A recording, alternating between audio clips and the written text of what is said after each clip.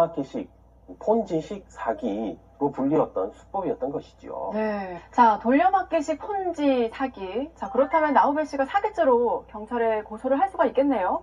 네, 제가 조사해본 바에 따르면 이 나우베 씨가 김재력 회장과 최진호 지점장을 고소하면서 투자를 추천했던 박영국 씨도 함께 고소했다고 합니다.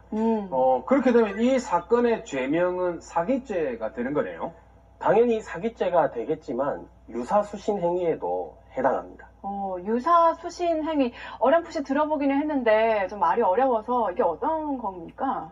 네, 유사수신 행위의 규제에 관한 법률 제2조에 따르면 인가, 허가, 등록, 신고 없이 불특정 다수로부터 이 자금을 조달하는 것을 업으로 하는 행위를 유사수신 행위라고 합니다. 예. 금융거래에 관련된 이야기니까 여신과 수신의 개념부터 간단히 설명드리겠는데요. 예. 자, 여신은 이 신용을 통해서 불특정 다수에게 돈을 주는 것입니다. 대출이나 신용카드가 여신에 해당합니다. 반대로 수신은 이 신용을 통해서 불특정 다수로부터 돈을 받는 것을 말합니다. 예금이라든지 금융상품 투자가 이 수신에 해당합니다. 예. 그런데 이 수신은 불특정 다수로부터 대규모의 돈을 받아서 관리하는 것이니까 잘못 관리하게 되면 다수의 고객들에게 피해가 발생하겠지요. 네. 그러니까 수신행위에는 반드시 인가, 허가, 등록, 신고가 필요한 겁니다. 자, 그런데 로이어 그룹은요, 이 수신업을 했던 기업은 아닌 것 같아요. 이걸로 처벌을 받을 수가 있습니까? 네, 제가 알아보니까 이 로이어 그룹이 부동산 개발로 등록된 회사는 맞았어요. 예. 근데 금융 수신에 관한 인가, 허가, 등록, 신고 절차는 거친 회사는 아니었습니다. 그런데 드라마에서 로이어 그룹이 불특정 다수를 상대로 원금 보장과 이 월 6%의 수익을 지급해 주겠다는 조건으로 이 자금을 모집하는 것을 업으로 행하였거든요. 그러니까 이 로이어 그룹 관계자들은 유사수신 행위로 처벌이 되는 것입니다. 이제 그렇게 되면 개인들끼리 사업을 하면서 원금을 보장한다거나 높은 수익률을 보장한다 이러면 다 유사수신 행위가 되는 거네요? 그렇지는 않습니다. 흔히 지인들끼리 돈을 빌린다든지 또 투자금, 동업자금을 서로 주고받을 때 원금 보장이나 고정된 수익률을 약속하는 경우가 있잖아요. 그렇죠. 이런 경우는 불특정 다수를 상대로 한 것도 아니고 또 업으로 행한 것도 아니기 때문에 아무런 문제가 없습니다. 하지만 이 로이어 그룹은 투자 설명회를 열어서 불특정 다수를 모집을 하고 아무것도 묻지도 따지지도 않고 계약서나 투자 증서 등을 써주면서 원금 보장 그리고 고수익률 보장을 약속했으니까 유사수신 행위로 처벌되는 것이죠. 그런데 변호사님, 저는 들어보니까 유사수신 행위랑 사기랑 좀 비슷한 것 같은데 이게 좀 차이가 있습니까? 네, 우선 이 사기는 이 기망, 예. 즉 이 거짓말로 속이는 것을 요건으로 합니다. 반면에 유사수신 행위는 이 기망을 요건으로 하지 않아요. 불특정 다수를 상대로 돈을 받았다. 그 과정에서 원금 보장과 고수익률을 약속했다. 또 이런 것을 업으로 했다. 설령 그 투자금 유치를 위해서 설명했던 내용이 다소 거짓이 아니라고 해도 유사수신 행위로는 처벌될 수가 있습니다. 자, 그러면 유사수신 행위의 법적 처벌 수위는 사기랑 좀 비슷한가요? 어떻습니까? 이 두 범죄가 서로 비슷해 보이긴 하지만 처벌 수위에는 차이가 있습니다. 예. 형법상 사기죄는 10년 이하의 징역 또는 2천만 원 이하의 벌금으로 처벌됩니다. 반대로 유사수신 행위를 한 자는 5년 이하의 징역 또는 5천만 원 이하의 벌금으로 처벌됩니다. 그럼 이제 이 로이어 그룹의 회장인 김재력 씨하고 최진호 씨 같은 경우는 유사수신 행위로 처벌을 받게 되는 겁니다. 맞습니다. 그런데 보통 이러한 사건은 사기와 유사수신 행위로 함께 기소되어 처벌받게 됩니다. 드라마의 경우에도 이 회장인 김재력 씨가 설명했던 사업이나 투자 구조는 모두 거짓이었고 배당금 역시 다 돌려막기식으로 지급되었잖아요. 예. 이런 거는 사기에 해당하는 행위이기도 하면서 유사수신 행위에도 해당하는 것이죠. 예. 그래서 김재력 회장은 사기 및 유사수신 행위의 주범, 그리고 지점장 최진호 씨는 그 공범으로 함께 처벌될 것으로 보입니다. 그러면 지금 박영국 씨는 어떻습니까? 처벌을 받는 건가요? 실제로 이 대부분의 유사수신행위 사건은 이 피라미드식 구조를 이루다 보니 도대체 어디까지가 피해자고 어디가 공범인지를 명확히 구분하기 어려운 경우가 아주 많습니다. 이 피라미드 최꼭대기에 있는 최상층에 있는 회장이라든지 고위급 간부가 아닌 경우에는 이런 진실과 내막을 정확히 알지 못하는 경우가 아주 흔하거든요. 예. 네. 그런데 박영구 씨는 정말로 이런 투자가 사실이라고 믿었고 또 지점장 최진호 씨와는 다르게 직원도 아닌데다가 본인도 상당한 피해를 보았기 때문에 이 단순히 지인에게 이 투자를 권유했다는 이유만으로는 이 공범으로 처벌되기는 어렵다고 볼 수 있겠습니다. 자, 그런데 말씀하셨듯이 임원급 간부도 유사수신행위의 그 진실을 알지 못할 정도라고 했다면 네. 일단은 유사수신행위를 저희가 좀 더 자세히 알아둬야 이런 피해를 좀 막을 수가 있을 것 같습니다. 이 특징 같은 게 있습니까? 물론 있습니다. 예. 자, 유사수신행위의 이 성패는 얼마나 많은 투자자들을 모을 수 있느냐에 달려 있습니다. 네. 보통 피라미드식 사기나 다단계 사기와 구조가 아주 유사하죠. 예. 자, 드라마의 경우처럼 실제로 이 대부분 추가 투자자를 모집해 오면 배당금이나 보너스를 준다는 식으로 더 많은 사람들을 유인하는 경우가 아주 많습니다. 그리고 또 다양한 아이템을 미끼로 내걸죠. 예. 이 과거에는 부동산 개발이라든지 뭐 호텔, 리조트 등 관광 사업 등이 전통적인 소재였고요. 글쎄요, 최근엔 또 어떤 아이템들이 있을까요? 저희 그 로이어에도 많이 들어오는 게 있는데 가상화폐도 많을 것 같아요. 예. 맞습니다. 이 최근에는 이 가상화폐 투자나 네. 태양광 같은 친환경 사업을 미끼로 많이 쓰이고 있습니다. 그런데 알고 보면요, 이 말만 번지를 하지 실상은 다 거짓말이고 돌려막기식 사기인 경우가 아주 많습니다. 조심하셔야 됩니다. 보이스피싱만 조심을 하면 되는 줄 알았더니 유사수신행위 이것도 조심을 해야 되고 너무 많아요. 머리 아픈 세상입니다. 자, 그러면 변호사님 이런 피해를 입었을 때는 바로 신고를 하는 게 중요하겠네요. 당연합니다. 즉시 경찰이나 금융감독원에 신고를 해야 하고요. 제가 전화번호를 하나 알려드리겠습니다. 네. 국번 없이 1332번 금융감독원 불법사금융 피해신고센터로 연락을 주시면 도움을 받을 수가 있습니다. 이런 사건은 대개 피해자가 정보가 부족한 경우가 많습니다. 그래서 혼자 대처하는 것은 아주 어려운 일입니다. 네. 피해자가 이 다수인 경우가 많기 때문에 여러 피해자들이 힘을 합쳐서 대응하시는 게 좋겠고요. 변호사를 선임해서 신속히 대응하시는 게 좋겠습니다.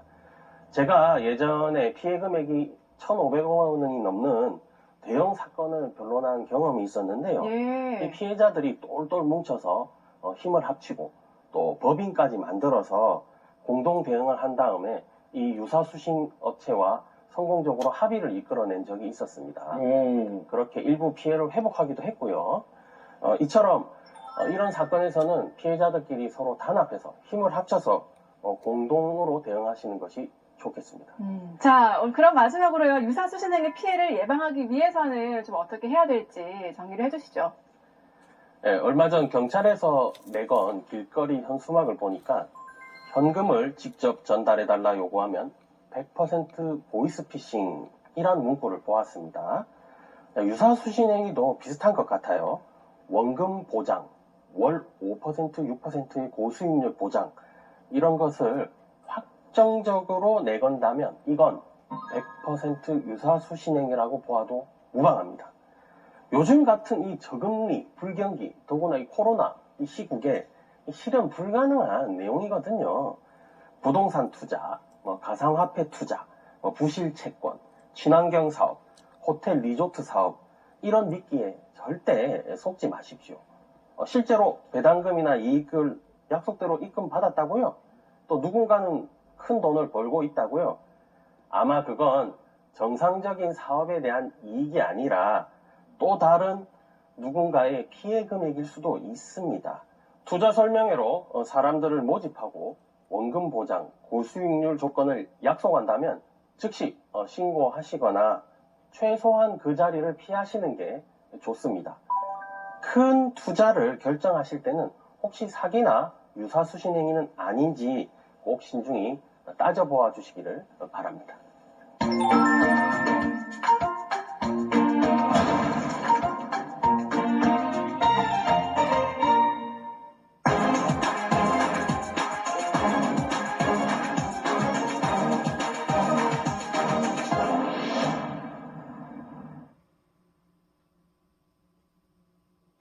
아무리 생각해봐도 이자가 1억이면 너무한 거 아닙니까? 조금이라도 돌려주이소. 아니, 이제 와서 이러시면 어떡합니까? 아, 진짜 너무하시네. 사람 그렇게 사는 거 아닙니다.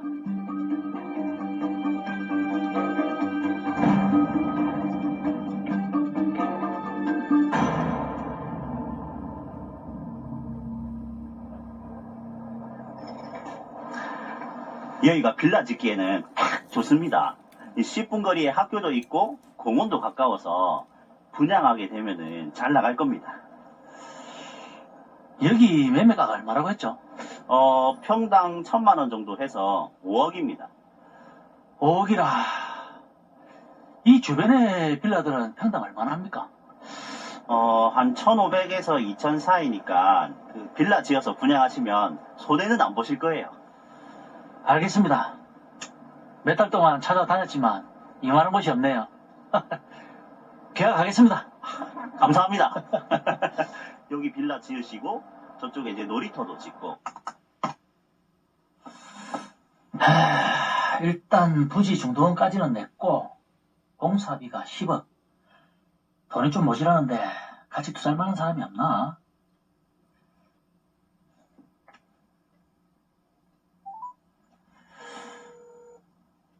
박 사장님, 오랜만입니다. 아, 예. 잘 지내셨죠? 근데, 어쩐 일로 이거 전화를 다 주시고. 제가 신축 빌라를 지어서 분양을 한번 해보려고 하는데 같이 투자 좀 해주이소. 예, 요즘 분양이 잘 됩니까? 제가 진짜 좋은 부지를 딱 받았습니다. 투자할 만한 돈도 없고요.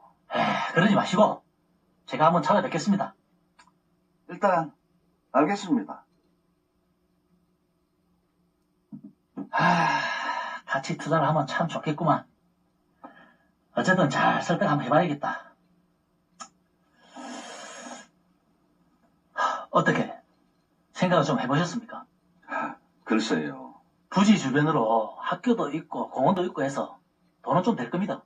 박 사장님이 돈을 좀 투자해 주시면 빌라 분양해서 얻은 수익금을 나눠드리겠습니다. 나 사장, 내가 며칠 고민을 해봤는데 그렇게 투자할 돈은 없고 1억은 빌려드릴게요. 1억을 빌려주시겠다고요? 예. 그 대신에 돈 갚을 때 투자 수익금 명목으로 원금의 100% 1억을 더 주이소. 1억이나요? 잔금 빨리 치러야 된다면서요. 그렇긴 한데 뭐 일단 좀 생각을 해보겠습니다. 이자가 너무 큰데요. 그러게요. 진짜 돈이 될 거라니까.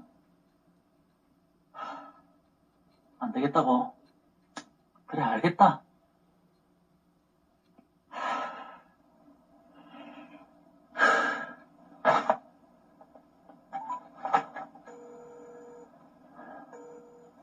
현식아. 잘 지냈나? 야, 니 그때 대지금 받은 거 있지? 카페 한다고? 그래, 알겠다. 돈 많은 친구가 없네요.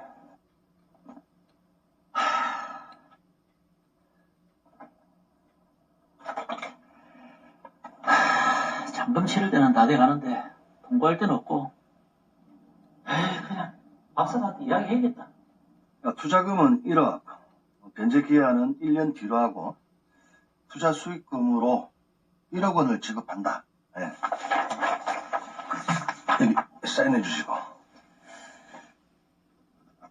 그 1억 원은 지금 바로 이체시켜 드릴게요. 예, 알겠습니다. 예. 예, 박사관님. 분양은 잘 돼가고 있습니까? 예, 뭐 무리 없이 잘 진행되고 있습니다. 오늘 돈 갚는다는 거 아시지요? 예, 알고 있습니다. 입금해 드릴게요. 예, 그래요. 수고하십시오. 참, 누가 돈 안 갚을까봐 그러나? 자꾸 전화를 했었노. 에이.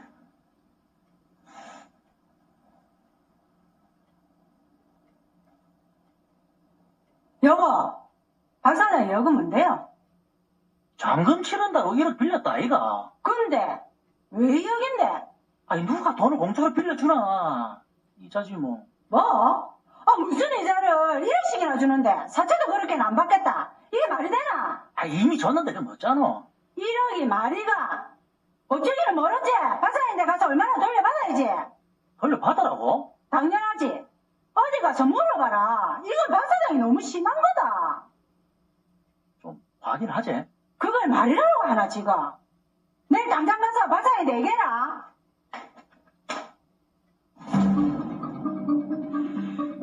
아무리 생각해봐도 이자가 1억이면 너무한 거 아닙니까? 조금이라도 돌려주이소. 아니, 이제 와서 이러시면 어떡합니까? 약정서까지 다 적었잖아요. 그리고 이자라니요. 어머니 투자 수익금으로 받은 건데. 빌라 짓고 분양하고 박 사장님 거기서 한 게 뭐가 있습니까? 1억 빌려줬잖아요. 암튼 난 돈 못 줍니다. 아, 진짜 너무하시네. 사람 그렇게 사는 거 아닙니다.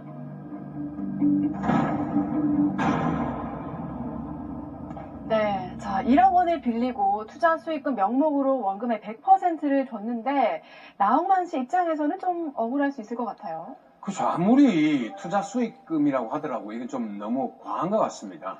일단 사건 정리부터 먼저 해보도록 하겠습니다. 나억만 씨는 빌라를 신축해서 분양으로 돈을 벌 생각으로 빌라 부지를 매입하려고 합니다. 그런데 자금이 부족한 상황이어서 지인인 박 사장에게 돈을 투자하면 신축 빌라를 분양해서 얻은 수익금을 일정 비율로 나누자고 제안을 합니다. 하지만 박 사장은 나억만 씨의 투자 제안을 거절하는 대신 1억을 빌려줄 테니 투자 수익금 명목으로 원금의 100%인 1억 원을 달라고 하는데요. 나홍만 씨는 박 사장의 요구가 너무 과하다고 생각은 했지만 일단 받아들이고 투자 약정서를 쓰는데요. 1년 뒤 투자 원금과 투자 원금의 100%로 계산한 투자 수익금을 지급한다라는 내용입니다. 1년 뒤 나홍만 씨는 박 사장에게 원금 1억 원과 수익금 1억 원을 줍니다. 하지만 아무리 생각을 해도 돈만 빌려주고 분양사업에는 아무런 역할을 하지 않았던 박 사장에게 1억 원이라는 수익금은 너무 과하다고 생각한 나홍만 씨. 박 사장을 찾아가서 수익금의 일부를 돌려달라고 하지만 박 사장은 당연히 돌려줄 수 없다라는 입장입니다. 네, 사실 나홍만 씨도요, 박 사장의 요구가 조금 과하다라고는 생각을 했지만 어쨌든 투자 약정서를 썼고 네. 투자 수익금 명목으로 1억 원을 박 사장에게 줬는데요. 그렇습니다. 자, 그런데 지금에 와서 이 수익금의 일부를 돌려달라라고 하는데 그 근거가 무엇인가요, 엄담 변호사님? 네네. 나홍만 씨는 그 박 사장과 체결한 약정서가 형식상으로는 투자 약정서이지만 그 실질은 돈을 빌렸다는 것, 즉 금전 소비 대차라고 주장할 수 있습니다. 네. 나홍만 씨는 박 사장에게 지급한 투자 수익금 1억 원은 이자 명목으로 지급한 것이기 때문에 이자 제한법의 적용을 받아야 된다는 입장이고요. 1억 원을 차용할 당시에 이자 제한법상의 제한 이율은 연 24%였습니다.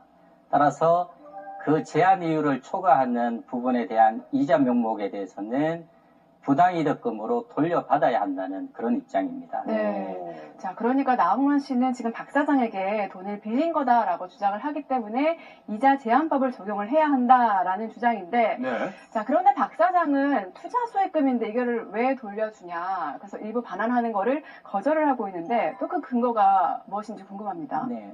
아무래도 박 사장은 그 나홍만 씨와 체결한 거래가 투자 약정에 해당하고 그로 인해서 받은 투자 수익금은 이자가 아니기 때문에 이자 제한법의 적용을 받지 않는다는 주장입니다. 네. 따라서 박 사장은 나홍만 씨와의 금전 거래가 투자 약정이기 때문에 지급받은 투자 수익금을 반환할 수 없다. 그런 입장이라고 보시면 될 것 같습니다. 아, 그러니까 대여금은 원금이 보장되는 대신에 이자의 제한을 받고 투자금은 원금을 보장받지는 못하지만 수익률이 아무리 높더라도 제한을 받지 않는다. 네. 이런 것 같은데 이거 확실히 대여금과 투자금을 구분해야 되겠네요. 그러니까요. 자, 그리고 실제로 돈을 빌려주는 건데 또 이자를 많이 받기 위해서 투자 약정서를 작성하는 경우도 있을 것 같은데요. 네, 아주 예리한 질문이고 현실적으로 종종 발생하고 있습니다. 네. 일반적으로 이제 소비대차라고 하면 차용증을 작성을 하게 되고요. 그에 반해서 투자약정이라고 하면 어떤 투자약정서 또는 투자계약서를 작성하게 되죠. 네. 그런데 현실에서는 갑의 위치에 있는 사람이 돈을 빌려주면서 투자약정서 작성을 요구하는 경우가 있습니다. 오. 이는 그 이자 제한법의 적용을 회피하기 위한 목적으로 이제 행해지는 경우가 많고요. 예. 이와 같은 이자 제한법의 적용 회피를 방지하기 위해서 작성된 투자 계약서의 형식뿐만 아니라 그 약정서의 구체적인 내용까지 종합적으로 고려를 해서 그 약정이 소비대차인지 아니면 투자 약정인지를 규명하게 됩니다. 네, 그렇다면 그 금전거래가 대여금이냐, 투자금이냐 구별하는 그 기준이 있을 것 같은데요. 네, 상당히 중요하죠. 예. 1차적으로는 당사자들이 작성한 계약서의 형식을 고려하고요.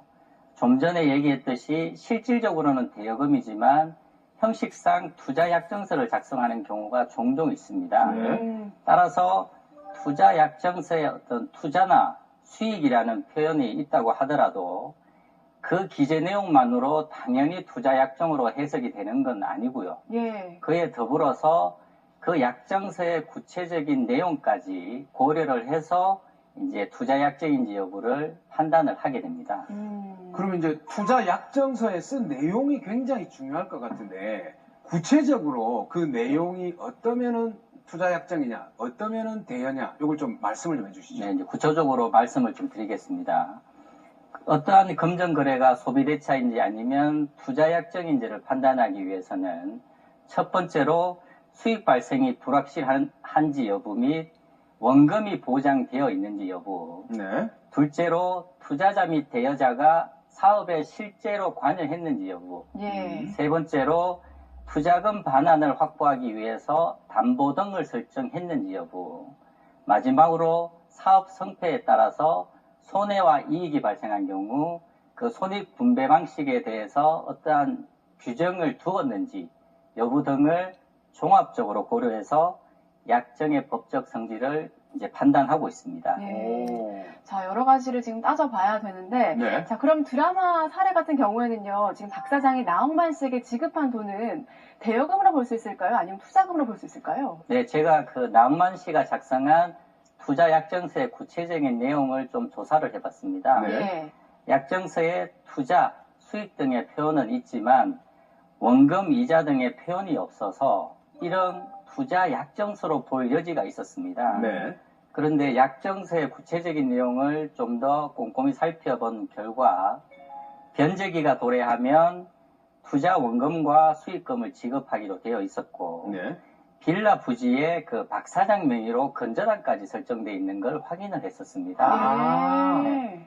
이와 같은 경우는 사업 성패에 따른 수익 발생 여부와 상관없이 원금과 투자 수익금의 지급이 보장되어 있는 것으로 볼 수밖에 없겠죠. 그렇죠, 예. 그리고 박 사장은 돈만 빌려주었을 뿐, 그 빌라 신축 및 그 분양 사업에 어떠한 역할을 수행한 사실이 없었고요. 네.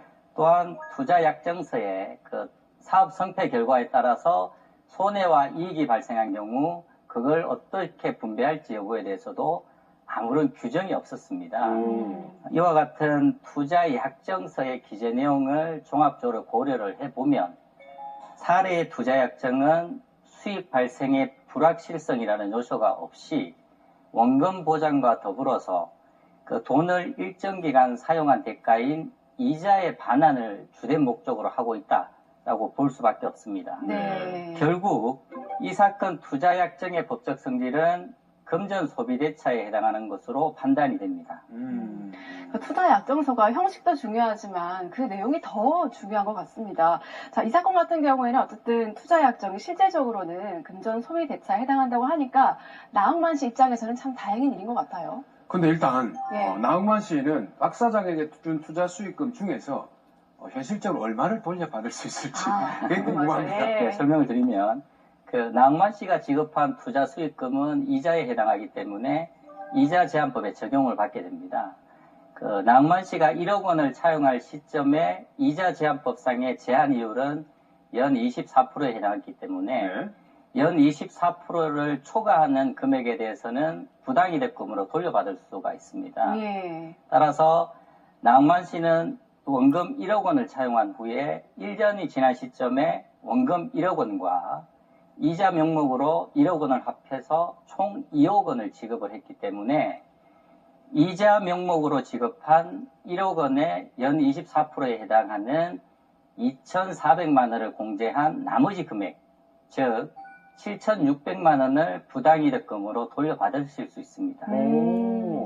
자, 박 사장은 처음부터 이자를 좀 많이 받기 위해서 투자 약정서를 쓴 것 같은데 네. 이자 제한법의 적용 이유를 초과해서 이자를 받았습니다. 이걸로 따로 뭐 법적 처벌을 받는다거나 그럴 수 있을까요? 네, 이자 제한법에는 법의 실효성을 확보하기 위해서 제한 이유를 초과해서 이자를 지급받은 사람에 대해서는 형사처벌을 하는 규정을 두고 있습니다. 오. 1년 이하의 징역 또는 1천만 원 이하의 벌금에 처하도록 규정을 하고 있습니다. 사례에서 박 사장은 제한 이율 연 24%를 초과해서 이자를 지급받았기 때문에 이자 제한법 위반으로 형사처벌까지 받게 됩니다. 네, 자, 금전 거래를 할 때 이게 대여금인지 아니면 투자금인지 좀 명확하게 구별을 해야 한다는 점 꼭 기억을 해둬야 할 것 같습니다. 자, 마지막으로 나홍만 씨와 같이 억울한 상황에 직면한 분들을 위해서 한 말씀 부탁드립니다. 네, 일반적으로 그 돈을 차용하는 사람은 차용 당시에 그 경제적으로 어려운 상황에 처해 있는 경우가 많습니다. 그런데 대여자는 차용인의 그와 같은 어려운 상황을 악용을 해서 고리의 이자를 요구하는 경우가 많고요. 그리고 고리의 이자를 취득하기 위한 방편으로 투자약정서를 작성하는 경우가 종종 있습니다. 이런 경우 차용인은 이자 제한법상의 제한 이유를 초과하는 금액에 대해서는 법규상 당연히 지급할 의무가 없다는 걸 명심하시고 만약에 금전 거래가 투자약정인지 아니면 소비대차인지 판단하기 어려운 경우 사건의 경험이 많은 변호사를 찾아서 적절한 해결책을 찾을 것을 권해드립니다.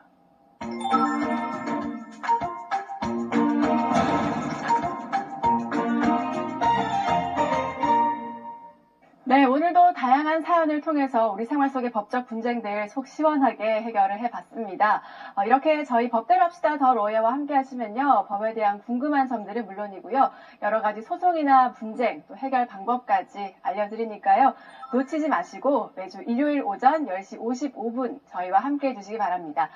그리고 카카오톡 채널 더 로이어도 열려 있으니까요. 프로그램에 대한 다양한 의견 남겨주시면 소정의 상품도 보내드리도록 하겠습니다. 네, 오늘 준비한 소식은 여기까지고요. 저희는 다음 주에 더 명쾌하고 재미있는 법률 이야기로 찾아뵙도록 하겠습니다. 법대로 합시다! 눈물이 난다 이 길을 걸으면 그 사람 손길이 자꾸 생각이 난다 붙잡지 못하고